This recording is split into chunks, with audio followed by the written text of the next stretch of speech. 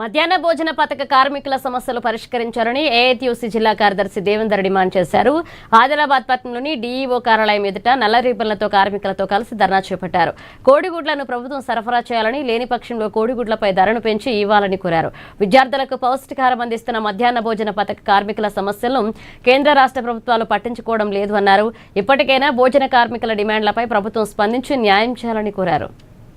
ప్రభుత్వం వెంటనే కోడిగుడ్లు ప్రభుత్వ కార్మికుల ఐక్యత, మధ్యాహ్న భోజన కార్మికుల ఐక్యత, గుడ్ల రేట్లు పెంచేంత వరకు ఐక్యత ప్రభుత్వ ఉద్యోగులుగా గుర్తించాలి. ఈఎస్ఐ సౌకర్యం జిందాబాద్ జిందాబాద్ జిందాబాద్. మధ్యాహ్న భోజన కార్మికుల ఐక్యత, మధ్యాహ్న భోజన కార్మికుల ఐక్యత. కోడిగుడ్లు ప్రభుత్వమే, కోడిగుడ్లు ప్రభుత్వమే, కోడిగుడ్లు ప్రభుత్వమే. మధ్యాహ్న భోజన కార్మికుల ఐక్యత, మధ్యాహ్న భోజన కార్మికులు. ఈరోజు ఏఐటీయూసీ అనుబంధం మధ్యాహ్న భోజన కార్మికుల సమస్యలు పరిష్కరించాలని, గుడ్ల రేట్లను పెంచాలని, లేకుంటే రాష్ట్ర ప్రభుత్వమే సరఫరా చేయాలని చెప్పేసి తెలంగాణ రాష్ట్ర వ్యాప్తంగా అన్ని డిఓ ఆఫీసులు, జిల్లా కలెక్టర్ ఆఫీసుల దగ్గర నిరసన కార్యక్రమం తెలియజేయడం జరుగుతుంది. ఇవాళ రాష్ట్ర ప్రభుత్వంకు అనేక సార్లు చెప్పి అలసిపోయి చెప్పలేక ఇవాళ ఆదిలాబాద్ జిల్లా డిఓ ఆఫీస్ ముంగట నల్ల బట్టలు మూతికి కట్టుకొని వినూత్న నిరసన తెలుపుతా ఉన్నాం. ఇలా రాష్ట్ర ప్రభుత్వం నిన్న మొన్న చూసినాం 8 నుంచి 9 రూపాయలకు ఒక్కొక్క గుడ్డు రేటు అయింది.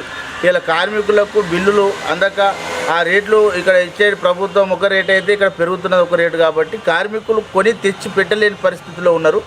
ఇది రాష్ట్ర ప్రభుత్వమే సరఫరా చేస్తే బాగుంటుందని యూనియన్ ఆధ్వర్యంలో అనేక సార్లు తెలియజేసినప్పటికీ కూడా రాష్ట్ర ప్రభుత్వం మేము దాని మీద చర్చిస్తున్నాం, దానికి ఏదో ఒకటి చేస్తామని చెప్పేసి ఎన్నోసార్లు చెప్పినా కానీ ఇప్పటివరకు ఏం చేయలేకపోయింది. కాబట్టి మేమేమంటున్నామంటే రాష్ట్ర ప్రభుత్వమే గుడ్లను సరఫరా చేయాలా, లేదు అంటే ఇమీడియట్లీ రేట్లను పెంచి కార్మికులకు ఆర్థికంగా ఇబ్బందులకు గురి కాకుండా చూడాలని చెప్పేసి మేము డిమాండ్ చేస్తూ ఉన్నాం.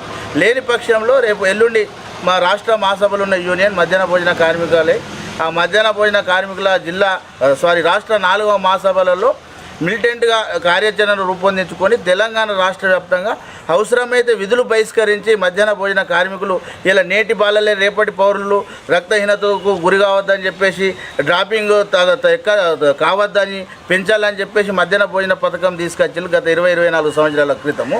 అయితే అప్పటి నుంచి ఇప్పటి వరకు ఇలా మన దేశంలోని అతి తక్కువ వేతనాలు తీసుకుంటున్నటువంటి కార్మికులు ఎవరైనా ఉన్నారంటే అది మధ్యాహ్న భోజన కార్మికులే.